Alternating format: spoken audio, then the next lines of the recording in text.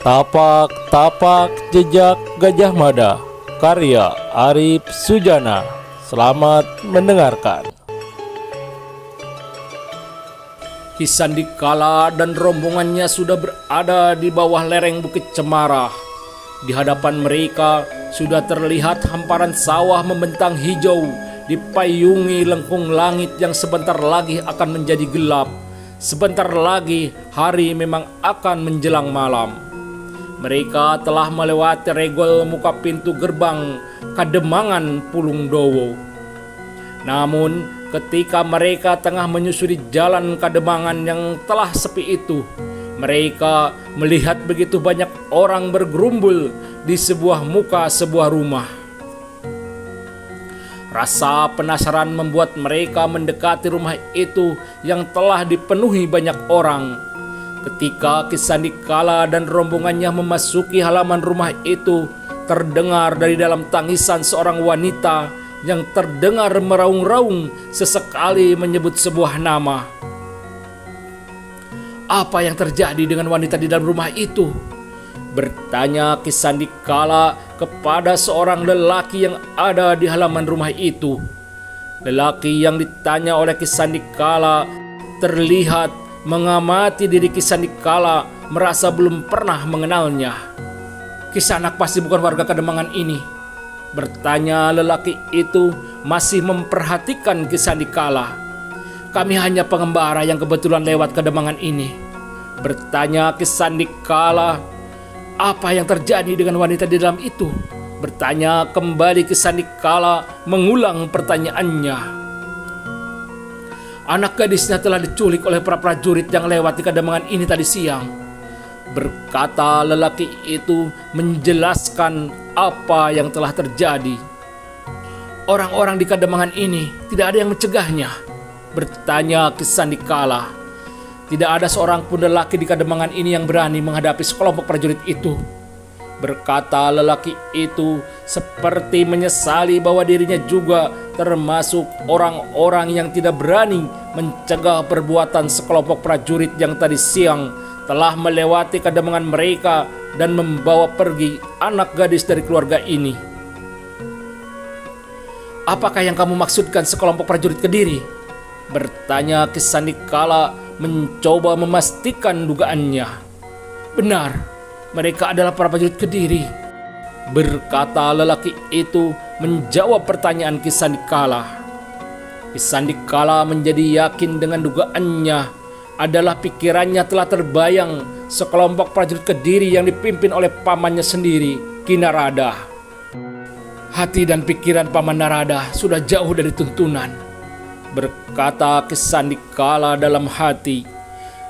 Kepada keluarga dan dua orang asing, Kisandikala menjelaskan apa yang telah terjadi pada keluarga itu, di mana ibu dari anak gadis itu masih bersedih dan berduka sangat berat, sehingga tangisannya masih seperti meraung-raung.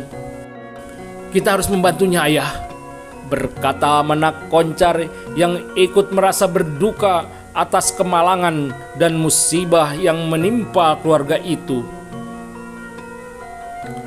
Kisandikala menatap wajah Menak Koncar, juga memandang berturut-turut kepada Menak Jinggo dan Endang Trinil. Kisandikala melihat dan membaca wajah dua anak dan keponakannya itu sebagai wajah penuh harapan agar dirinya dapat membantu keluarga yang kemalangan itu. Terlihat Kisandikala menarik napas panjang sambil tersenyum memandang dua anak dan gadis keponakannya itu. Ada rasa kebanggaan dalam dirinya bahwa tuntunan yang diberikan kepada kedua putra dan keponakannya itu tentang rasa saling menolong sesama manusia telah tertanam di hati mereka. Maka Kisandikala sepertinya tidak ingin mengecewakan harapan mereka. "Aku akan berbicara kepada orang-orang di Kademangan ini," berkata Kisandikala sambil melangkah mendekati seorang lelaki yang tadi pertama ditanyanya itu. "Kami ingin membantu keluarga ini mengejar para prajurit Kediri untuk merebut kembali anak gadis yang diculik itu," berkata Kisandikala kepada lelaki itu.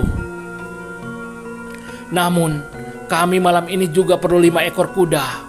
Apakah ada di antara kalian yang dapat membantu kami?" berkata Ki Sandikala kepada lelaki itu. Semula lelaki itu agak ragu mendengar bahwa Ki Sandikala dan kawan-kawannya akan membantu. Namun keadaan dan suasana saat itu telah membuat lelaki itu tidak banyak berpikir lain.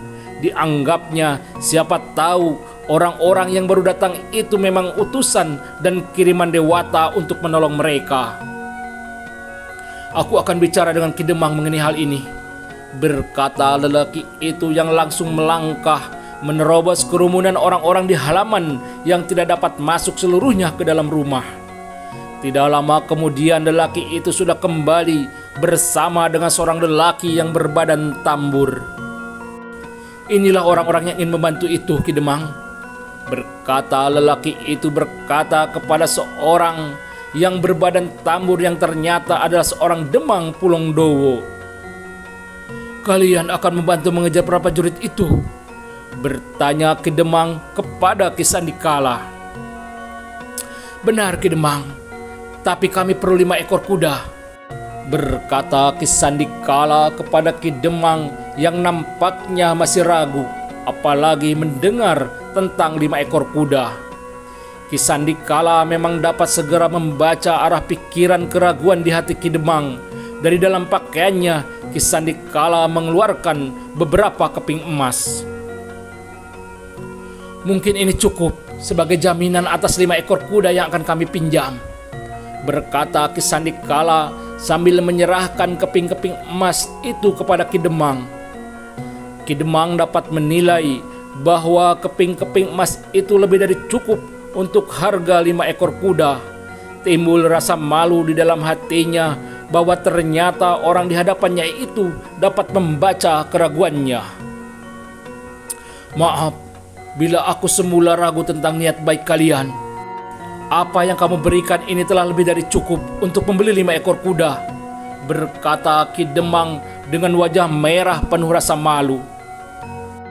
"Kami datang ke Kademangan ini memang sengaja untuk membeli 5 ekor kuda besok pagi. Tapi ternyata ada hal lain yang membuat rencana kami ini berubah," berkata Ki Sandikala penuh senyum ramah, mencoba menutup dan mengalihkan rasa malu dari Ki Demang. Terlihat Ki Demang berbicara kepada beberapa orang. Tidak lama kemudian beberapa orang terlihat telah keluar dari halaman rumah orang yang kemalangan itu. "Tunggulah, beberapa orang malam ini akan mengambil kuda. 2 ekor kuda diantaranya adalah milikku sendiri," berkata Ki Demang kepada Ki Sandikala.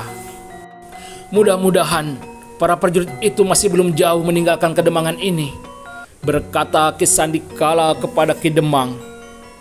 "Semoga usaha kalian berhasil membawa kembali anak gadis itu," berkata Ki Demang yang nampaknya sudah mulai percaya kepada Ki Sandikala, terutama ketika melihat Magucin dan Yongki yang memanggul pedang panjang sangat elok di punggung mereka.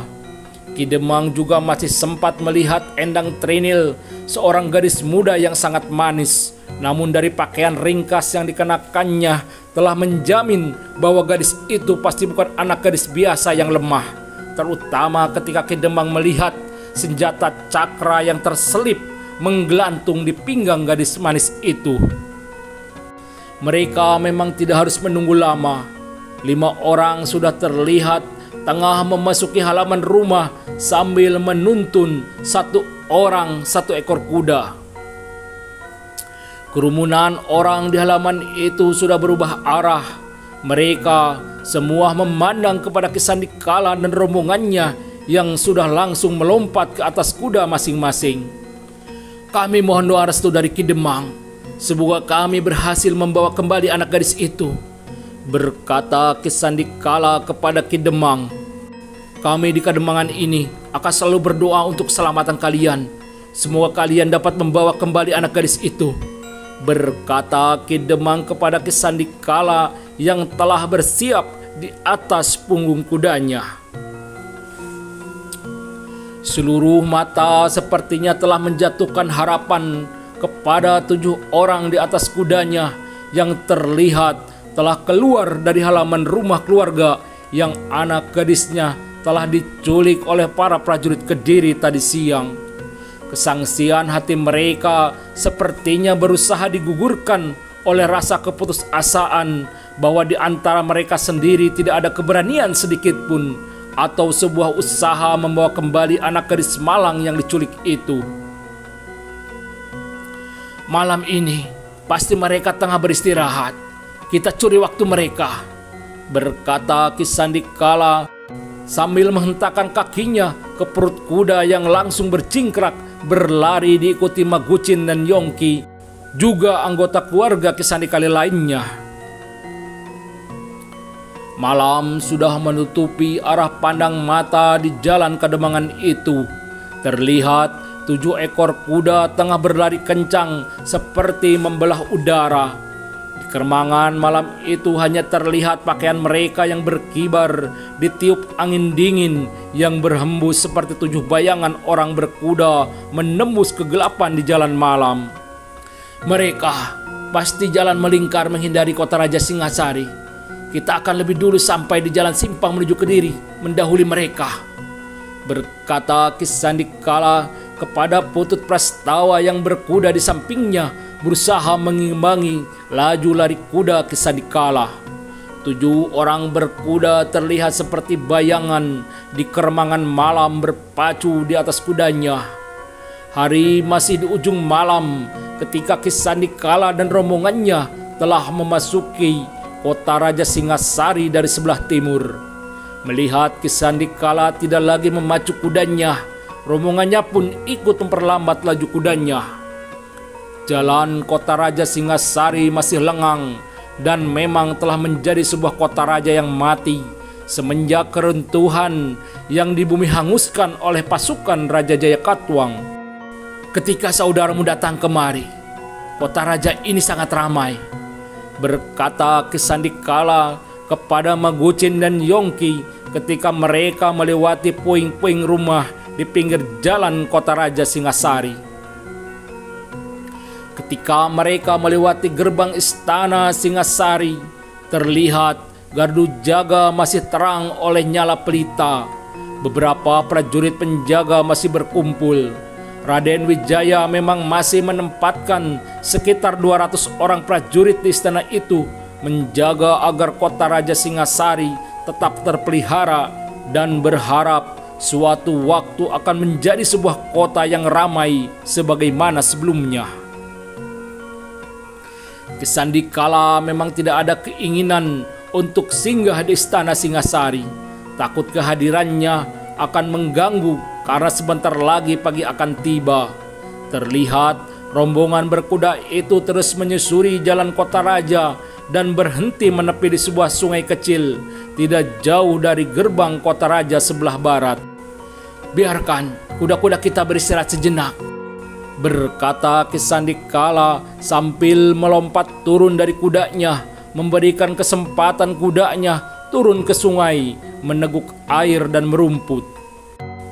Yongki dan Magucin, juga keluarga Ki Sandikala, mengikuti apa yang dilakukan oleh Ki Sandikala.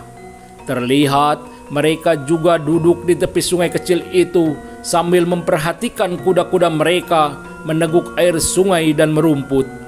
Sementara itu langit di atas mereka terlihat sudah mulai terang. Cahaya matahari sudah muncul di ujung timur bumi. Masih ada waktu yang cukup untuk menuju jalan simpang.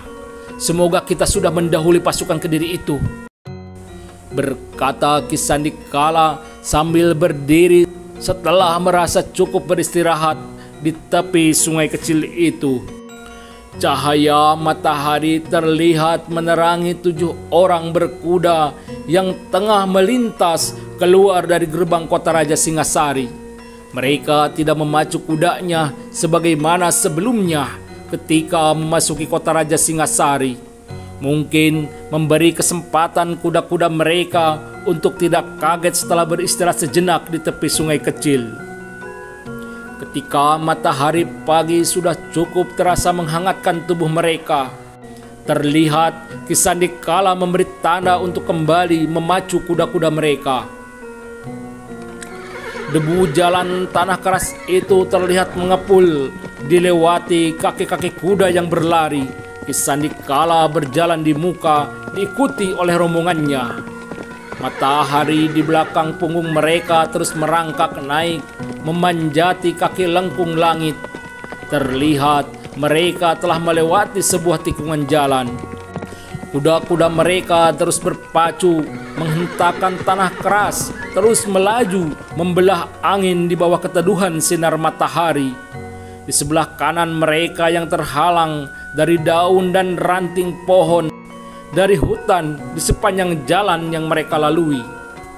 Ki Sandikala terlihat memberi tanda agar mereka berhenti manakala telah sampai di sebuah jalan simpang. "Kita tunggu di sini.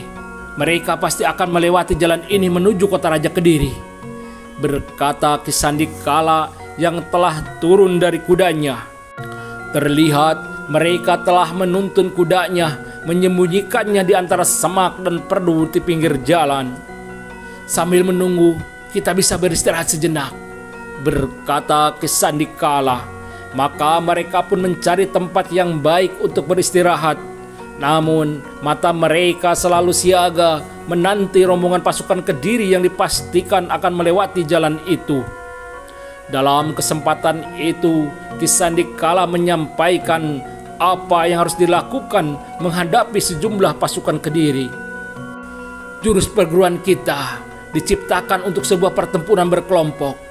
Paman kalian dapat mewakili sebagai kepala kelompok," berkata Ki Sandikala kepada keluarganya.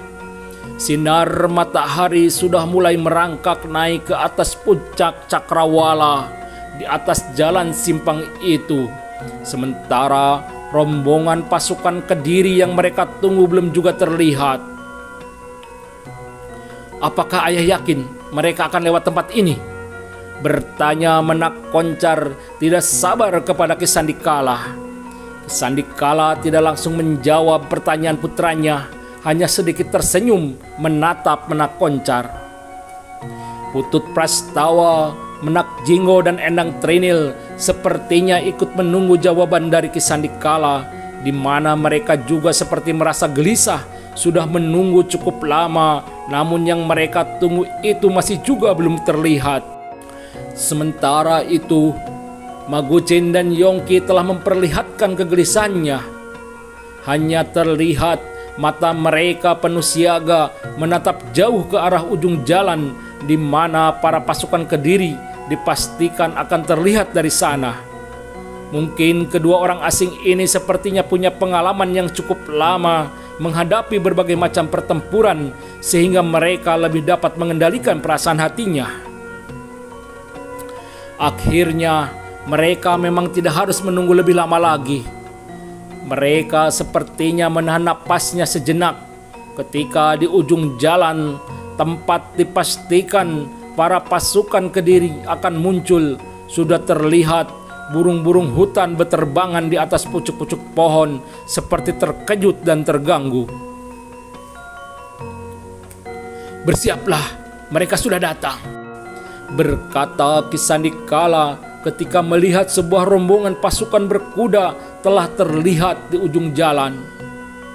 Ki Sandikala dan rombongannya terlihat telah berdiri dan melangkah ke arah jalan. Terlihat Ki Narada berjalan di depan pasukannya. Dua orang yang tidak asing lagi berkuda bersamanya adalah Ki Rogola dan Ki Pane, dua orang raja perampok yang menguasai daerah lereng Gunung Bromo dan sekitarnya. Ternyata Ki Narada telah menarik dua orang raja perampok itu bersama para pengikutnya dalam barisan kekuatan Kediri. "Siapa yang nekat menghadang jalan pasukan kita?" berkata Ki Narada ketika dilihatnya ada 7 orang berdiri di tengah jalan. Namun ketika mereka semakin mendekat, Ki Narada sudah dapat mengenali siapa gerangan 7 orang yang menghadang jalan mereka. Ternyata ada 7 ekor anjing menjadi penggebuknya, berkata Ki Narada kepada Ki Sandikala ketika mereka sudah berhadapan. "Kami hanya menginginkan gadis yang kalian culik Setelah itu kami akan membiarkan kalian berlalu," berkata Ki Sandikala langsung ke masalahnya. "Besar sekali nyali kamu. Atau kamu mau jadi pahlawan kesiangan?" berkata Ki Narada dengan gaya bicara penuh kesombongan. Mungkin karena dirinya bersama dua orang raja perampok itu. Dalam hitungannya, Ki Narada telah memperhitungkan untuk mengeroyok keponakannya sendiri itu bersama Ki Rogala dan Ki Pane. Sementara pasukannya dan para pengikut dua raja perampok itu akan membereskan sisa orang yang ada bersama Ki Sandikala. Diam-diam Ki Sandikala juga menghitung kekuatan lawan. Dirinya tidak sama sekali menyangka bahwa Ki Narada dan pasukannya ternyata datang bersama dua orang raja perampok dan para pengikutnya. Ternyata para penguasa Kediri telah menjalin kerjasama dengan orang-orang dari golongan hitam, berkata Ki Sandikala sedikit menyindir. "Dengan siapapun kami bekerja sama, bukan urusanmu," berkata Ki Narada yang telah turun dari kudanya diikuti oleh Ki Rogala dan Ki Pane. "Paman telah melangkah keluar dari tuntunan ajaran, telah membuat resah orang tua dari gadis yang paman culik, juga telah hidup bersama orang-orang dari golongan hitam," berkata Ki Sandikala dengan kata-kata yang cukup tajam, masih ingin mengingatkan pamannya untuk kembali kepada ajaran dan tuntunan mereka. "Jangan merasa seperti orang paling benar. Umurmu hanya sampai di hari ini," berkata Ki Narada sambil memberi tanda kepada dua orang sekutunya, Ki Rogala dan Ki Pane, untuk mengeroyok bertiga Ki Sandikala. "Habisi orang ini," berkata kembali Ki Narada yang sudah langsung mendahului menyerang Ki Sandikala, diikuti oleh Ki Pane dan Ki Rogala. Ki Sandikala sudah siap dengan serangan Ki Narada yang langsung menebas lehernya dengan senjata cakranya, sebuah senjata khas perguruan teratai putih. Ki Sandikala tidak merunduk, tapi bergeser ke kanan berlawanan arah senjata Ki Narada dan langsung menyerang balik, menjulurkan kakinya menendang ke arah pinggang Ki Narada. Bukan main kagetnya Ki Narada mendapatkan serangan balik yang sangat begitu cepat dan di luar dugaannya. Untung saja Ki Sandikala segera menarik kakinya kembali ketika sebuah golok besar senjata Ki Pane melesat menusuk ke arah pangkal pahanya. Bersamaan dengan serangan Ki Pane, golok besar Ki Rogala juga sudah menghunjam ke arah pinggang. Tapi Ki Sandikala bukan orang yang mudah untuk dipatahkan. Ilmu meringankan tubuhnya sudah dapat dikatakan nyaris sempurna. Maka dengan sekali loncatan dirinya telah terlepas dari kepungan serangan, bahkan telah langsung melakukan serangan balik yang tidak kalah dahsyatnya. Demikianlah Ki Sandikala memang dapat mengimbangi serangan tiga orang yang berilmu cukup tinggi. Dan Ki Sandikala memang telah meningkatkan tataran ilmunya yang sebenarnya. Di sisi lain, Putut Prastawa, Menak Koncar, Menak Jinggo, dan Endang Trinil sudah menghadapi pasukan Kediri dan para pengikut dua raja perampok. Sebagaimana yang sudah diarahkan oleh Ki Sandikala, mereka bertempur dengan cara berkelompok.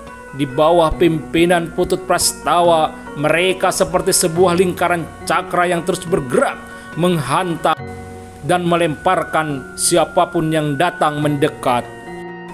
Sementara itu, Magucin dan Yongki terlihat saling beradu punggung, saling melindungi, membuat tidak mudah musuh menyerang mereka dari arah belakang. Tapi pedang panjang mereka kadang menjadi sebuah ancaman siapapun yang kebetulan datang mendekat.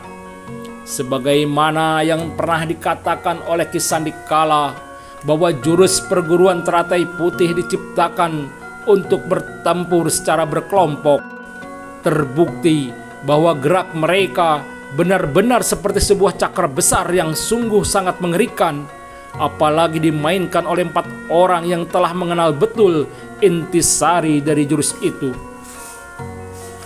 Maka sekali berputar, telah membawa 4-6 orang sekaligus terlempar jatuh tidak berdaya. Jumlah para prajurit Kediri dan sekutunya para perampok itu dalam waktu singkat terus menyusut tajam. Magucin dan Yongki meski terlihat lambat mengurangi jumlah korban, tapi setidaknya juga telah mempengaruhi suasana pertempuran yang dapat dikatakan telah dapat menentukan akhir dan jalannya pertempuran.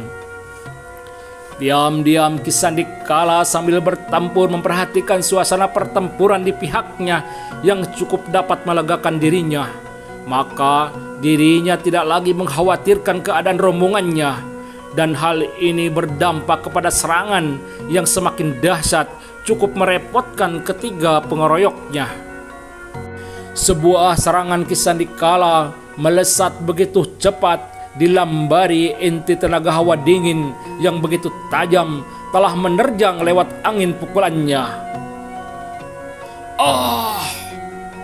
Terdengar keluhan tertahan dari Ki Pane yang merasakan pangkal pahanya terluka. Angin pukulan Ki Sandikala telah merobek cukup dalam di pangkal paha Ki Pane. Terlihat Ki Pane tertahan di tempat menahan rasa sakit yang sangat. Melihat adik kandungnya terluka telah membuat Kirgola menjadi kalap. Serangannya menjadi brutal penuh rasa amarah. Dalam sebuah pertempuran tingkat tinggi, sedikit kelengahan saja akan membawa bahaya dan penyesalan yang tidak akan terlupakan. Dan amarah yang bergejolak di dalam dada Kirgola telah mendorong kelengahannya, di mana sebuah tipuan serangan tidak dapat dibaca oleh Kirgola dengan seksama. Akibatnya sabetan senjata cakra Ki Sandikala berhasil merobek pangkal tangannya sebelah kiri.